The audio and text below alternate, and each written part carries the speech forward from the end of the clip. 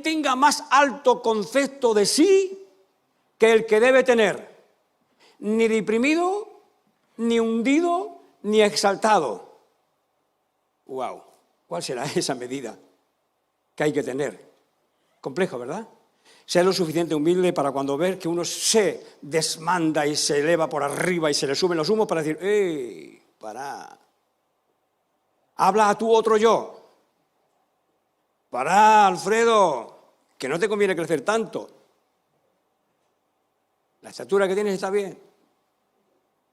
Y cuando estás deprimido,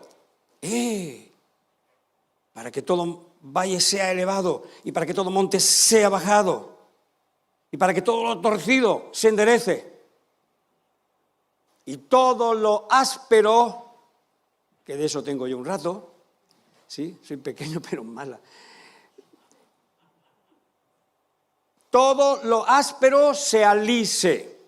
¡Qué perfección! Ningún psicólogo, ningún psiquiatra, nadie ha definido tan bellamente y con tanta precisión lo que debe hacer o conseguir el ser humano. Bajar los humos, subirse de los valles de depresión, caminar derecho y lijar las asperezas que a veces tenemos. Esto también lo digo, Alfredo, dilo con más amabilidad. Limemos las asperezas. Y entonces me dice, Alfredo, si quieres conocer la personalidad de alguien, dale algo que sea importante para ti y que sea algo que dependa de su responsabilidad. Y entrégaselo. Depende de lo que haga con ello, así entenderás la calidad del ser humano que es. Así pasó con Adán y Eva. Dios les entregó todo, pero les subió el orgullo. Y pecaron. ¿Qué pecaron? Se les subió el orgullo. ¿No sabe Dios la serpiente sinuosa que corre por nuestra columna y nuestros pensamientos ahí? El árbol del bien y del mal. No de la manzana, que da unos frutos exquisitos, que ya no sé cuánto lo voy a repetir. ¿Sí? ¿Quién ha comido alguna vez una manzana? ¿Sí? ¿Sí? ¿Todos no? ¿Sí o no? ¿Y eso de manzana cómo se llama? Pónmelo. ¿Cómo se llama el fruto ese de manzana que hace mi mujer? Está riquísimo, pero sabéis que estáis pecando. Estáis pecando. Si no habéis entendido que el árbol de la vida es otra cosa, estáis pecando. Y después de todo lo que se nos ha hablado aquí en estos días sobre los mandamientos, los 10 mandamientos, si ustedes salen por ahí sin haber entregado vuestro corazón a Cristo, deberéis salir condenados. Porque ¿quién no ha robado, según lo que nos presentó Alejandro el otro día? ¿Y quién alguna vez no ha dicho algo indebido, algún falso testimonio, algo que no debería haber dicho? ¿Y quién no ha deshonrado a los padres? ¿Y qué padres no? A veces eso no lo dice la ley, ¿vale? Solamente habla de los hijos. Pero bueno, el Evangelio después nos habló de los padres. Padres, no exasperéis a vuestros hijos. No seáis ásperos con vuestros hijos. ¿Quién no ha deshonrado o se ha mofado o se ha zafado, se ha escapado de los padres y le ha dicho cualquier cosa? A ver, ¿dónde están los santos? Los santos, levanten la mano los santos, todos los santos, levanten la mano. Todos condenados. ¿Se dan cuenta por qué era necesaria la venida de Jesús? Miren lo que hemos puesto aquí hoy. Aprende hebreo bíblico. Aprende hebreo bíblico. Hoy la arqueología nos da muchas pautas para poder desentrañar algunas cosas que a mí en la cabeza me bailan por ahí siempre y al final descubro que es así, pero no lo puedo decir antes, aunque sí, se me escapa, no puedo decir antes de poderlo demostrar arqueológicamente y con la historia, ¿sí? Así que la Biblia nos va a mostrar el camino, nos abre, pero solamente la fe en Cristo Jesús, la fe tuya en Cristo Jesús. Es decir, si no crees en Cristo Jesús y si no abres tu corazón y si no rompes tu corazón y dices, Señor, esto es imposible. Estamos aquí en la tierra por algo. Estamos aquí en la tierra para aprender. Necesitamos aprender. Es una escuela de una disciplina dura, difícil, compleja, que a veces nuestra mente y nuestras estructuras mentales nos impiden entender lo que Dios nos está hablando. ¿Saben qué? Por encima de ella está el Espíritu Santo, el Espíritu del Santo, que fue el que las inspiró. Y nadie en ellas que fue santo o que fue alguien notable, en el sentido de la fe o de la buena fe, o del buen hacer, del bien hacer, o de estar en comunión con Dios, nadie las ha entendido o ha escrito algo que no haya sido inspirado por el Espíritu Santo.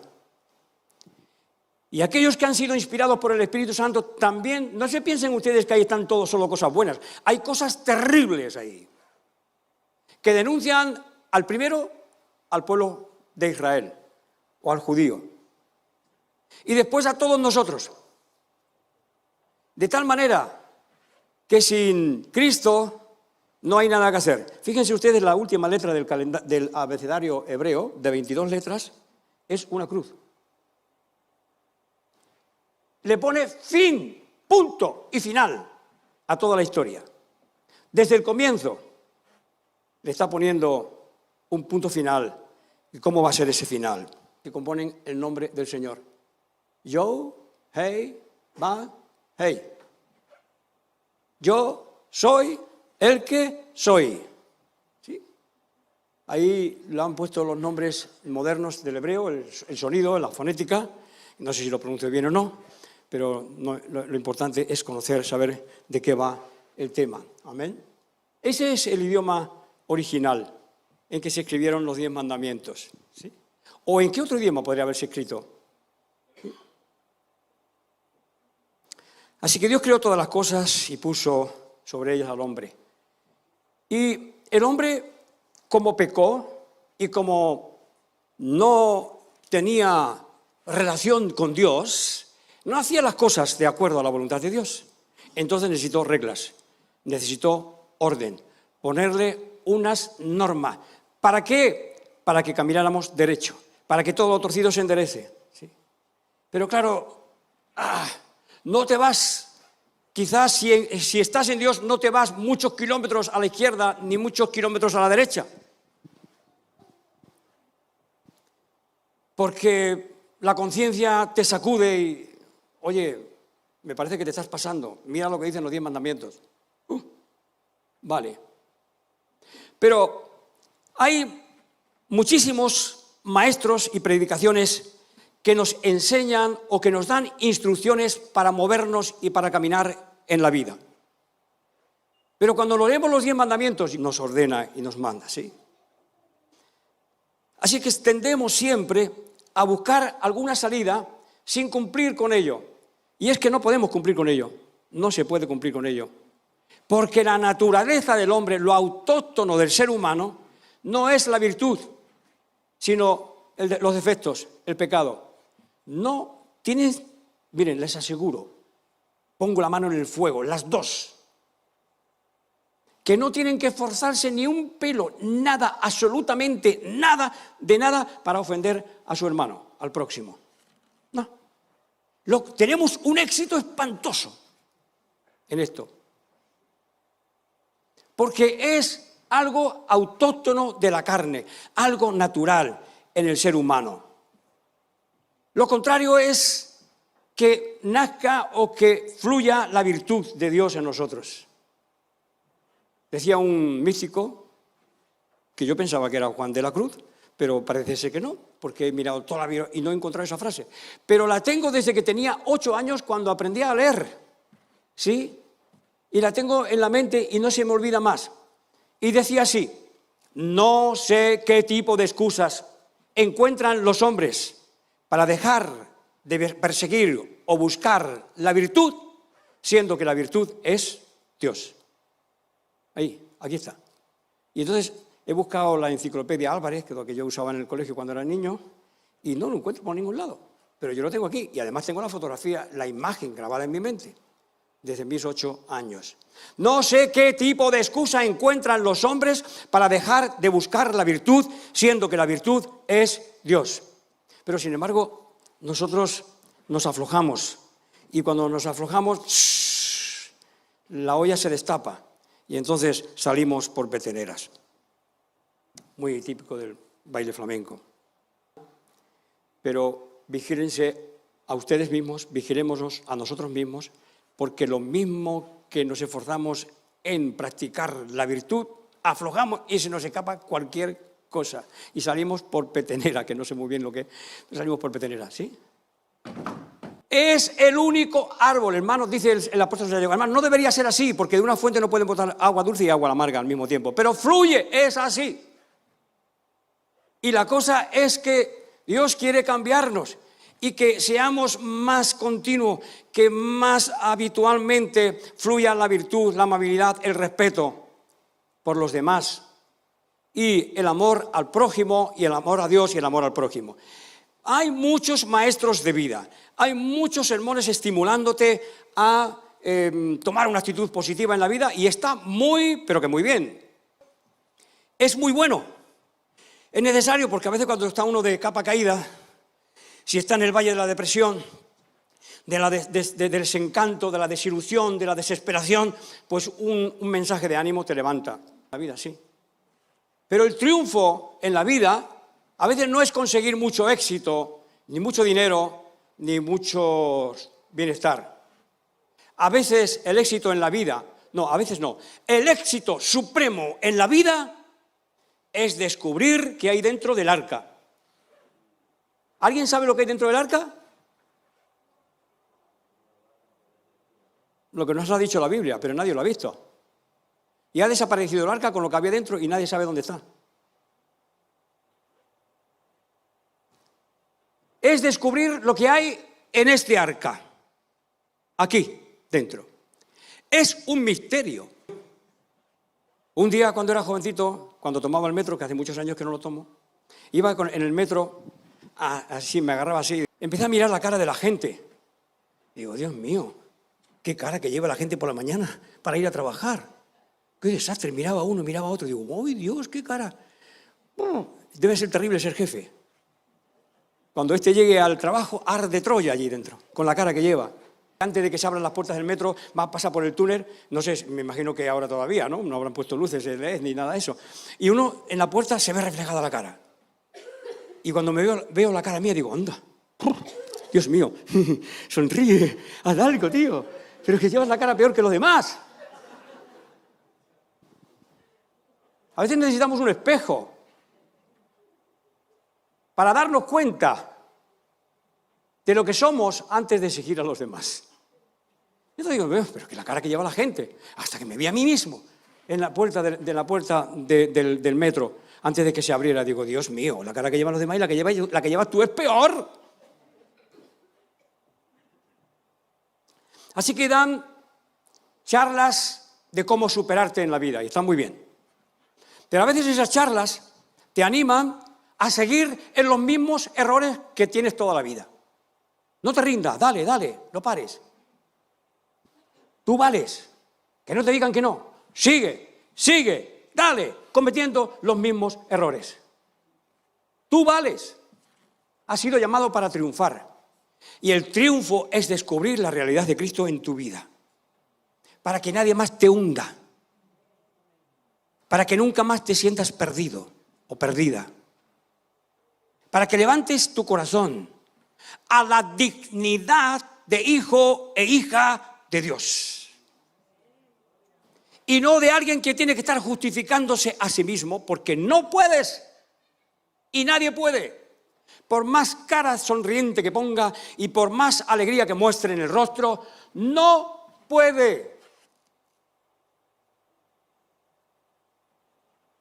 Solamente cuando descubrimos lo que hay dentro del arca, entonces empezamos a ser nosotros mismos, vosotras mismas. Ellos, ellas y ellas. No, ellos no. Ellos y ellas. Nosotros y vosotras. Vosotras y nosotros. Amén. Entonces empiezas a tener fundamentos y no dependes de la opinión ni la aprobación de los demás porque te sientes aprobado y aprobada por Dios. Amén. Muy bien. Dios dijo a Moisés los 10 mandamientos. Dios dio a Moisés los 10 mandamientos. E instrucciones para la construcción del tabernáculo y todos los elementos de culto y todo, que es complejísimo y muy largo. Creo que desde el capítulo 25 o 24 que empieza a decirle que tiene que subir al monte, preparar las tablas de la ley y subir al monte para que las leyes que él le va a dar las meta dentro del arca. Así que hoy hemos puesto las tablas de la ley arriba y el arca abajo, porque eso tendría que ir dentro ahí del arca, ¿sí? Está ahí dentro del arca. Amén. Entonces, Dios le dijo que preparara 2 tablas y subiera al monte para escribir en ellas. Algunos textos dicen, lo escribió con el dedo de Dios, pero otros dicen, le dijo a Moisés que escribiera en las tablas lo que él le había dicho, lo que él le había revelado, que es lo más lógico, pero a veces la exaltación religiosa te lleva a traducir algunos textos de una forma un poquito exagerada. Lo correcto es que lo que Dios le reveló a Moisés, que lo dice la Biblia, no lo digo yo, en 4 versículos, que lo que Dios le dijo a Moisés, él lo escribió en esas tablas de piedra. Pero le dijo que lo escribiera, pero ¿en qué idioma? ¿En qué idioma? No dice el idioma en que lo iba a escribir. Todos han puesto porque como era hebreo, era no judío, no era judío, israelita. Esto de los judíos que se pone siempre por medio. Israel, hoy es Israel. E Israel tiene bastante territorio de lo que ocupaba antes, pero no tiene la tribu de Judá. La tribu de Judá todavía sigue ocupada por los palestinos, y más hacia el norte. Así que no le dice el idioma en que lo iba a escribir. En los tiempos de Moisés, ¿existía algún alfabeto o no existía? Los eruditos pensaban, hasta ahora, los descubrimientos arqueológicos nos van mostrando una realidad distinta. A veces la verdad no es lo que creemos que es, o la verdad es lo que creemos que es. Hay algunos obstinados que piensan que la verdad es lo que ellas creen que es, y punto, eso. ¿Por qué? Porque tengo que basarme en algo. Porque si me sacan la muleta me caigo. Tengo que caminar sobre algo. Tengo que moverme en la vida sobre algunos principios, sobre algunos conceptos, porque el hombre no puede vivir sin conceptos hasta que descubre lo que hay en el arca, dentro del arca. Entonces, los conceptos del hombre, las ideas, ideitas e ideotas, toman un segundo plano, entran en un segundo plano. Sirven para expresar la realidad que he descubierto en mí. La diferencia del apóstol Pablo con los demás apóstoles, una diferencia muy, muy importante. Los demás apóstoles habían convivido con Jesús, el hombre, el Dios físico. Y no lo decían lo que decían sus parientes. Pero ¿no es este el hijo del carpintero? ¿Qué nos va a enseñar este? ¿Pero no es este el hijo de fulanito? Pero si este le conocemos ya de... Madre mía, pues anda, menuda pieza. ¿Quién soy yo? Me miro en las puertas del metro y salgo corriendo de mí mismo. Y cuando nos miramos a nosotros mismos, digo, ¿pero quién soy yo? Así que, ¿qué idioma o qué alfabeto existía en los tiempos de Moisés para que escribiera esas tablas? Porque nos dice que lo escribió en 2 tablas de piedra, que creo que por las 2 caras, como las impresoras de ahora, que imprimen por las 2 caras, y él daba la vuelta a la piedra y le iba dando por el otro lado.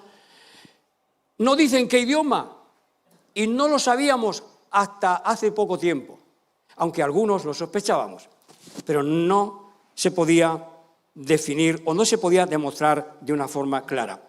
Así que en los tiempos de Moisés, que había sido educado en el imperio egipcio y como uno de los príncipes de Egipto, conocía muy bien quizás los jeroglíficos, el lenguaje de los jeroglíficos, pero también existían 2 idiomas, bueno, uno que fue evolucionando y primero era el eriático y después se le denominó demótico. De 2.450 años, fíjense, 2.450 años antes de Jesús. Y algunos pensaban que en el tiempo de Moisés que no existía la escritura. Sí que existía. No existía el fenicio cananeo, que nació después, pero en Egipto existían otras escrituras y también existían otras en Mesopotamia, que es, no me acuerdo cómo se llama ahora. Así que existía un idioma. Entonces podíamos pensar, bueno, como Moisés vino de Egipto, pues quizás como conocía el demótico, el idioma demótico o el eriático, pues a lo mejor lo escribió en ese idioma. Y como los judíos, los israelitas no entendían nada, los metieron aquí en el arca y ahí estaban los mandamientos de Dios que después los tradujeron, pero que estaban escritos en el lenguaje o en el alfabeto demótico. Pues no, parece ser que no. Recientemente se ha descubierto dónde estaba el verdadero monte Sinaí, que no se llamaba Sinaí, Horeb, monte Horeb. Y están algunos de esos símbolos allá, grabados en las paredes. Y ahí está el altar donde pusieron el becerro. Y ahí está la piedra donde manó el agua. Y ahí están los restos de haber tenido los animales y de haber tenido allí, haber construido algo allí. Ahí están los 12 manantiales. Ahí están las 72 palmeras. Ahí está todo tal como lo describe la Biblia y sin embargo no nos han dejado entrar ahí. ¿Y por qué no? Pues porque sí. Porque sí. Porque está en Arabia. Y no tienen parte ni suerte los judíos ahí, o el judaísmo o Israel. Y no le dejan entrar ahí. Es más, los descubrimientos arqueológicos, menos mal que hicieron fotografías de ellos, porque di un taller sobre el verdadero cruce del Mar Rojo, y ahí está todo muy bien detallado. No salió muy bien grabado, porque no teníamos todavía ahí la experiencia, pero lo volveremos a hacer, ¿sí? Pero ahí está bien detallado, ¿sí? Las columnas que levantó Salomón, de un lado y otro del Mar Rojo por donde cruzaron, no era un lugar, el Mar Rojo cuando los buceadores y los que estudian los fondos marinos lo ven, es un precipicio enorme como el Gran Cañón. Digo, por aquí no pasan los patos, ni los viejos, ni las gallinas, ni nada de nada. Esto del éxodo es una fantasía. Se ha estado creyendo hasta el siglo pasado, en 1970 por ahí creo que fue. Se estaba pensando que era una leyenda, hasta que se descubrió como una especie de puente submarino que mi yerno Benny, que es tan alto así, puede pasar con la mano así y capaz que todavía se le ve. O Kenny. Levanto con la mano. Si voy yo, no. ¿Vale? Pero si va Kenny o mi yerno, pasan así y todavía a lo mejor se le ven las puntas de los dedos. Es llano. Siempre nos han dibujado el cruce del Mar Rojo por un lugar llano. Pero los historiadores decían, esto es una fantasía porque no hay ningún lugar así llano. Todo es un precipicio y por ahí no pasan los gatos, los burros, las gallinas, nada, ni los viejos, ni nadie pasa por ahí. Ni los alpinistas, que no llevaban en aquel tiempo. No pasan. Entonces es una fantasía. Y se inventaron muchísimas cosas para poder justificar lo que decía la Biblia, porque pensaban que era una leyenda, hasta que se descubrió esto, y ahí se descubrieron de un lado y de otro lado de ese puente los restos de los carros de Faraón y huesos y de caballos y de animales, de personas y de todo. Se descubrió ahí. Y de un lado del paso había una columna enorme, alta como esto, de piedra, de mármol, y ponía la inscripción, por aquí pasaron, esto fue construido con la ayuda de los moabitas, y por aquí pasaron los misraimitas. ¿Sabes lo que quiere decir misraimitas? En la Biblia, en los primeros textos, los llama a los egipcios misraimitas. El duelo de los misraimitas en la tumba de José. Aquí, por aquí, este monumento fue construido con la ayuda de Moab. Y en memoria del cruce del Mar Rojo de los hijos de Israel y la muerte de los misraimitas en el mar. Y del otro lado igual. Menos mal que cuando lo descubrió, el que lo descubrió le hizo una fotografía y empezaron a limpiar la piedra y empezaron a descubrir lo que estaba escrito en ella. Porque después de hacer público este descubrimiento, los árabes tiraron la piedra, los egipcios de un lado, los otros del otro, tiraron la piedra y la tiraron al suelo. Pero fue alguno y la volvió a levantar, entonces la han hecho desaparecer. Pero estaba ahí, por donde cruzaron el Mar Rojo. ¿Y qué idioma existía entonces? pues el protosinaítico, que hablaba el suegro de Moisés, Jetro, y que hablaban las comunidades nómadas de ese lugar. Y ahí Moisés parece ser que empezó a perfeccionar ese idioma y a partir de ahí nace el hebreo. Nace el hebreo bíblico, ¿sí? Voy avanzando. Así que podríamos pensar que Moisés lo hubiera escrito en el idioma demótico, pero no fue así. Parece ser que lo escribió en ese idioma. Las noticias que se tenían, como he estado comentando hasta ahora, en el siglo pasado, que el hebreo empezó a escribirse cuando el alfabeto fenicio, y se considera el alfabeto fenicio-cananeo como el prototipo o el fundamento sobre el cual creció o se desarrolló después el hebreo que se conoció en los tiempos de Jesús y en el que están escritos los rollos del Qumran, los rollos del Mar Muerto, ¿sí? Y se consideraba que sí, y en cierta forma sí, así fue. Es un idioma, un alfabeto que empezó a crecer, empezó a nacer alrededor del año 1000 o el 850. Se tienen datos de un... Yo no voy pasando... gracias. Muy bien. Esta es la escritura hierática. ¿Pasa un poquito? Ya que estás con ello. ¿Pasa un poquito? Eso es el hierático.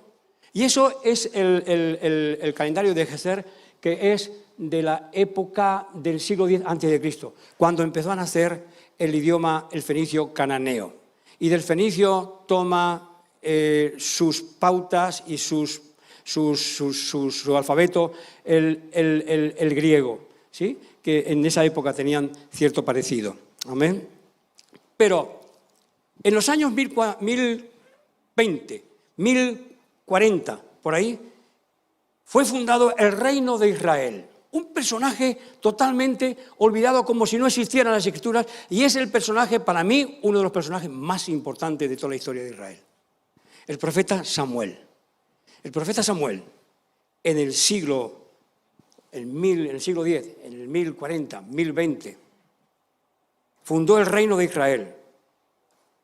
Fue fundado por el profeta Samuel, y los primeros reyes fueron Saúl y David, como todos saben.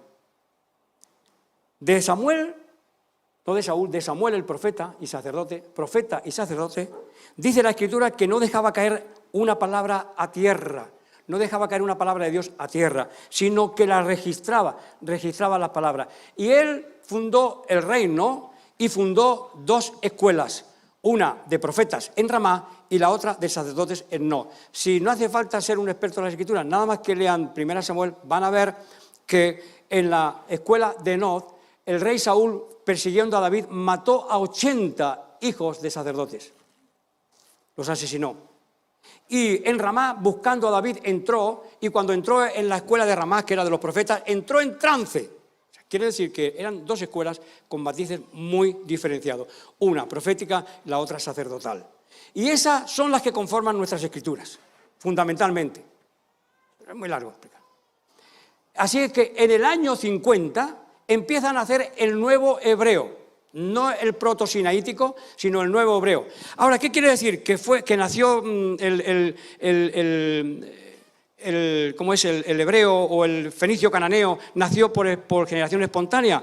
Pues sí, porque a veces las cosas nacen así. Pero también entiendo yo, es mi parecer, y creo que estoy en lo cierto, porque la verdad es lo que yo creo que es.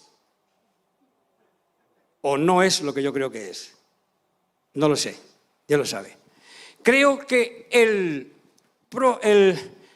proto-sinaítico en el que escribió Moisés se fue confundiendo con el cananeo, fenicio cananeo o cananeo fenicio. Se fue fusionando y se creó un nuevo alfabeto, un nuevo lenguaje. ¿Sí? Eso es lo que yo descubro en las Escrituras. Así que Samuel es un personaje muy, muy importante.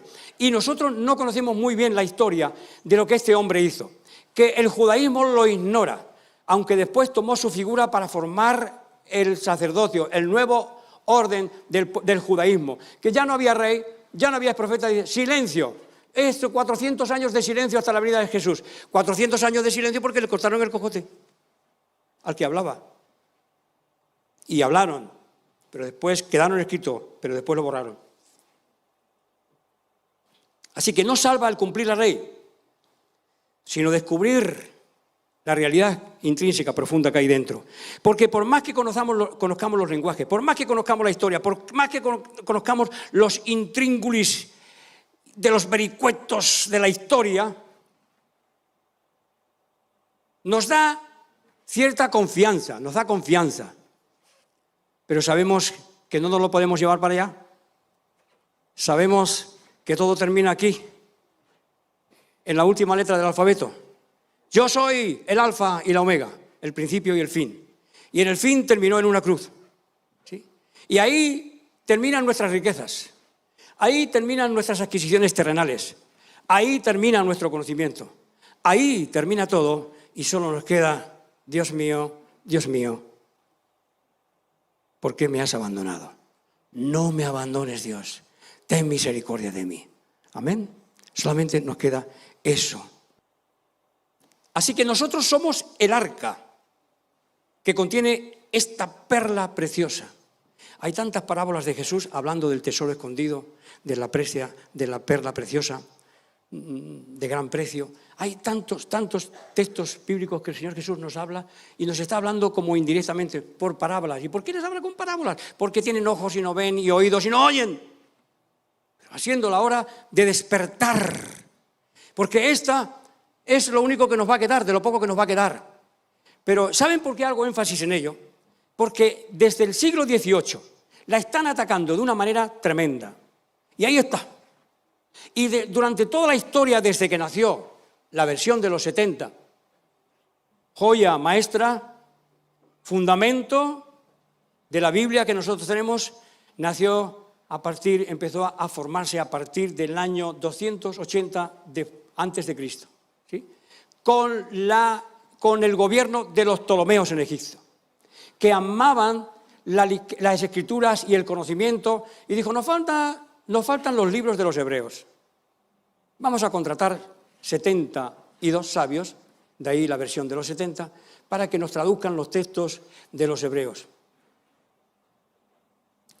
Hay una anécdota de un chico, de unos cristianos, un soldado del ejército israelí, muy judaizante, pues empezó a hablar algo mal de los cristianos, que no teníamos la Biblia correcta, y entonces salieron ahí dos personajes que conocían bien la Biblia que tienen, lo conocían muy bien.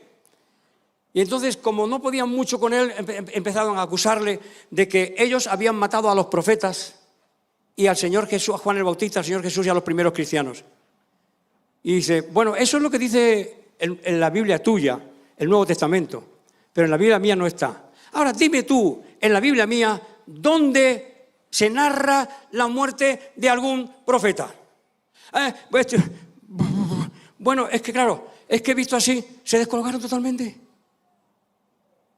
Entonces lo que el Señor Jesús nos dice de que mataban a los profetas, Jerusalén, Jerusalén, que matas y apedreas a los que te son enviados, y que el Señor cuenta la parábola de la viña y los labradores. Un señor con dinero compró un terreno y plantó una viña, la cercó y construyó una torre y la arrendó a unos medianeros. Y a final de año el señor de la viña enviaba obreros, siervos suyos, para que recogieran la parte que le correspondía, y lo mataban.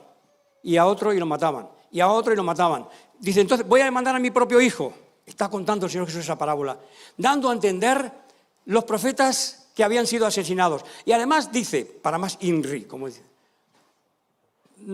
hablando de él, que va a ser muerto en Jerusalén, porque no es posible que un profeta muera fuera de Jerusalén. Porque las demás civilizaciones respetaron a José, a Daniel, a Ezequiel, a todos los profetas. Los respetaron, pero en Israel los mataban. Y entonces, ¿dónde está eso? ¿El Señor Jesús nos mintió? ¿Mentía el Señor Jesús? ¿No era verdad lo que estaba diciendo? ¿No tenía argumentos literarios para basarse en esta acusación y decir, Jerusalén, Jerusalén, que matas y apedreas a los que son enviados, y que no es posible que un profeta muera fuera de Jerusalén, y que nadie es profeta en su tierra, y venga y dale, y dale, y dale?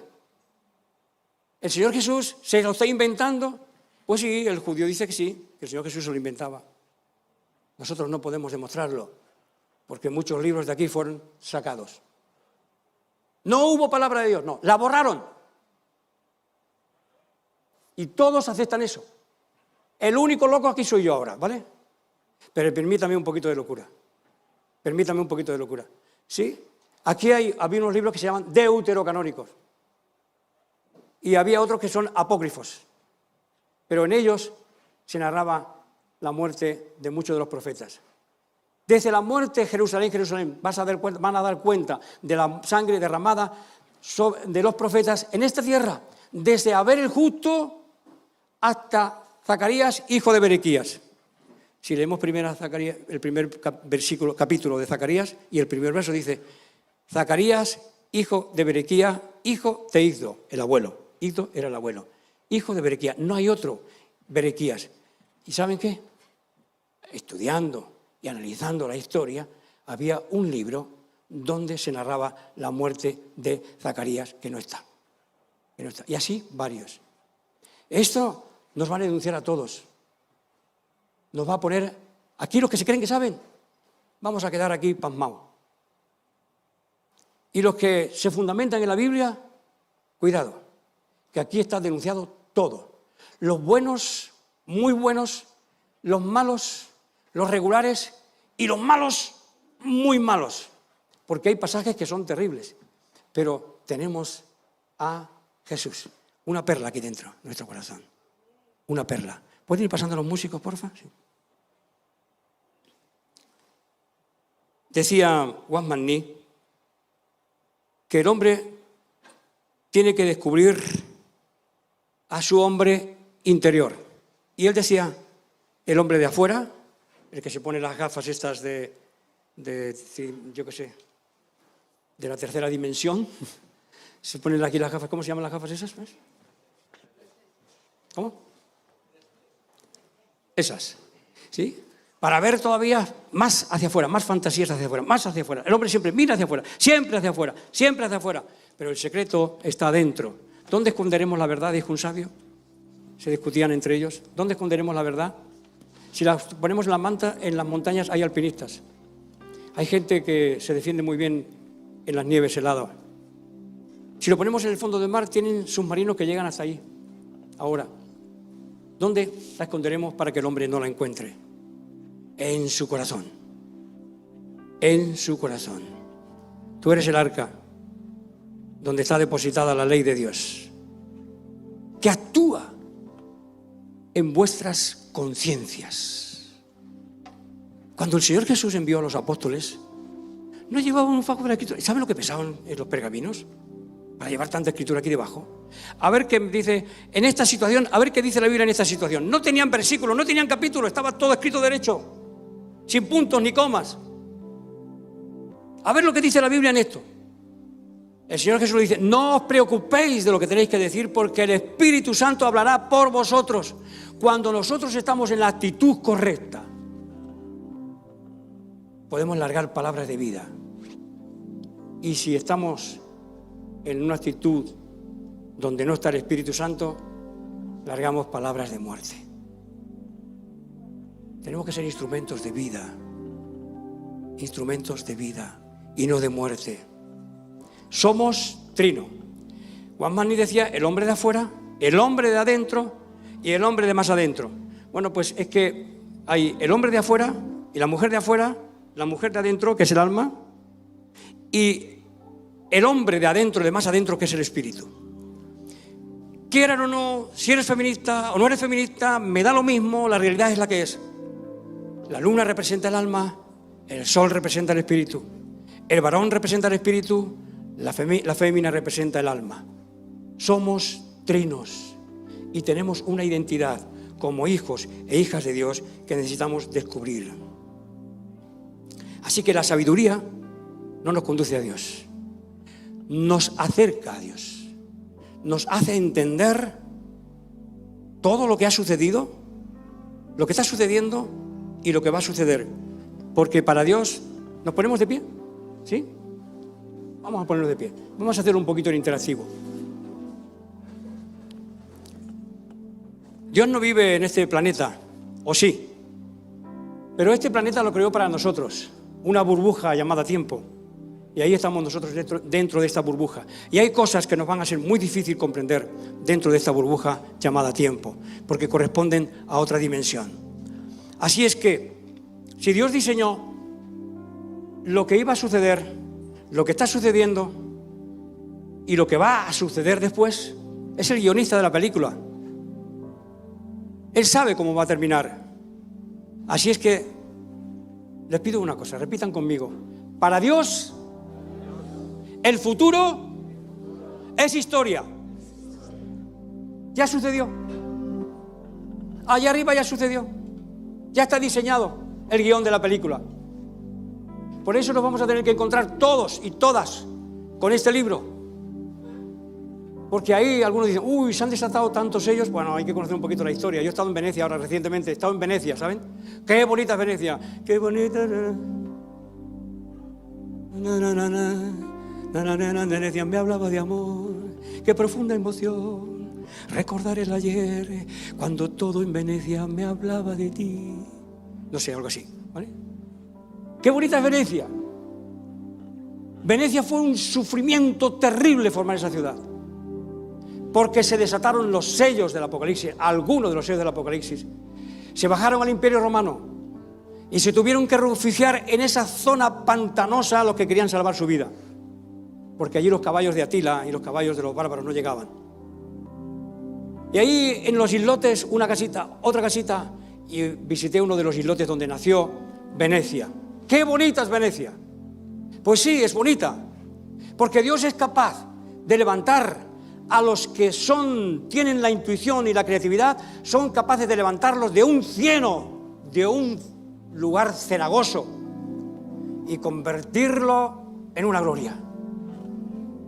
Ahí nació Marco Polo y descubrió la ruta de la seda hacia Oriente. Después los españoles, Cristóbal Colón quería descubrir que la tierra es redonda, si nosotros vamos por este lado a lo mejor llegamos antes y más fácil. Y nos encontramos con América. Pero fue la primera globalización mundial, donde había intercambio de especies, de cosas, de comidas, de alimentos que se daban en una zona del mundo y en otras no. Fue un tiempo de gloria. Pero nació en un pantano. Y tengo que contarles las pestes que ha habido en Europa y los muertos y ciudades que se quedaban con una cuarta parte de la población por causa de las pestes que se levantaban, para explicarles los sellos del Apocalipsis que se han cumplido. No. Pero el Señor ha diseñado hasta el final. Ha diseñado hasta el final. Necesitamos conocer el libro para saber lo que va a pasar. Estamos en Apocalipsis 11, a puntito de caramelo. Léanlo. Amén. Gloria a Dios, aleluya. Hay un tesoro en ti. Hay una perla escondida dentro de tu corazón. Pero claro, te miras al espejo y no lo crees.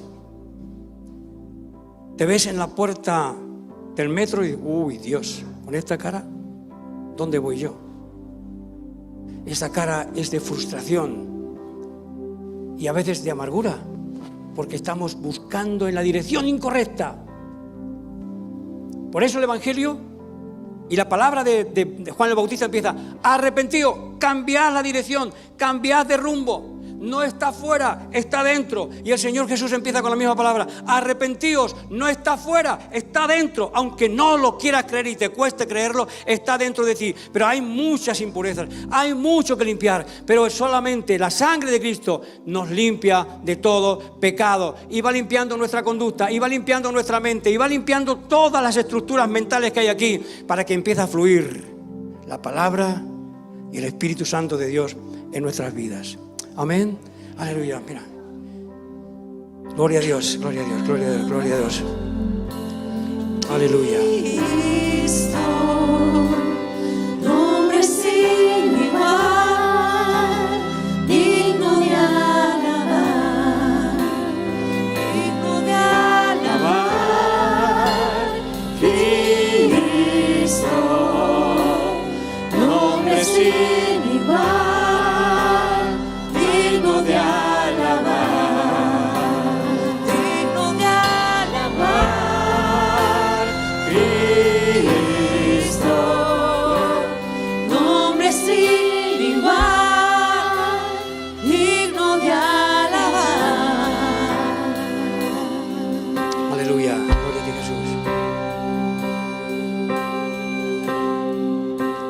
No te menosprecies a ti mismo.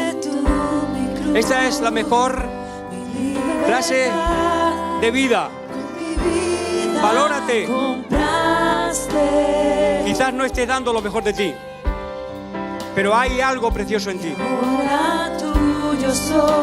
Aleluya. Proclamaré tu bondad para siempre, digno de alabar, digno, hombre sin igual, digno de alabar, digno de alabar, Cristo, nombre sin igual, digno de alabar.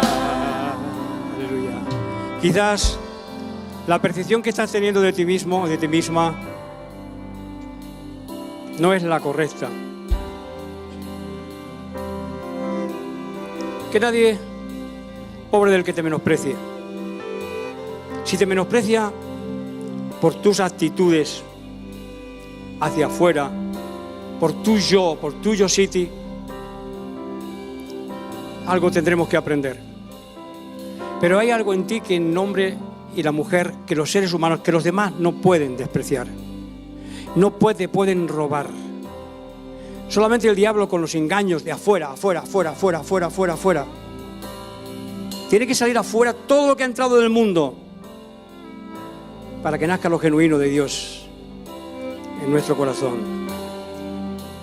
¿Me pueden ayudar y ayudarse a ustedes mismos? Levantamos nuestras manos, por favor. Levantamos nuestras manos, por favor. Aunque te pesen toneladas. A algunos les pesan toneladas por los complejos y a algunos les pesan toneladas por la religión. Pero levanta tus manos de donde viene nuestro socorro. Nuestro socorro viene del Señor. Nuestro socorro viene del Señor. Él es digno de alabar. Y cuando tú le alabas, Él te honra. Él te honra. Él te honra. Él dio su vida por ti. Aleluya. Digno de alabar. Digno de alabar. Digno de alabar. Cristo, nombre sin igual. Digno de alabar. Digno de alabar. Cristo, nombre sin igual. Digno de alabar. Aleluya. Amén. Es digno de alabar porque entregó su vida por ti. Y aunque parece nada y despreciable para los hombres, pero está sentado a la diestra de Dios, porque Él supo tener la justa medida de sí mismo. Que nadie tenga más alto concepto de sí que el que debe tener, pero tampoco menos, ni más alto ni menos. Descubre el carisma que hay en ti y no te lo fabriques. No te fabriques personalidades. Sé tú mismo, tú misma, y no te fabriques identidades falsas, porque ya eres importante, más de lo que crees. No te fabriques otras personalidades, no las necesitas. Sé tú mismo, sé tú misma, porque Dios te ama y quieres que seas eso, con la identidad con la que Él te ha dotado. Aleluya. Gloria, gloria a Dios. Digno de alabar, Cristo, nombre sin igual, digno de alabar. Aleluya. Digno de alabar, Cristo, nombre sin igual, digno de alabar. Aleluya. Dios los bendiga. Dios los bendiga. Es la mejor clase de superación personal. Sé tú mismo. sé tú misma, tal como Dios te concibió. Porque Dios te concibió para bien. Y siendo buena gente, descubre lo que Dios ha marcado en tu vida, el carisma, el carácter, la esencia que Dios te ha dado. Dios les bendiga. Buena semana. Hasta pronto. Dios los bendiga.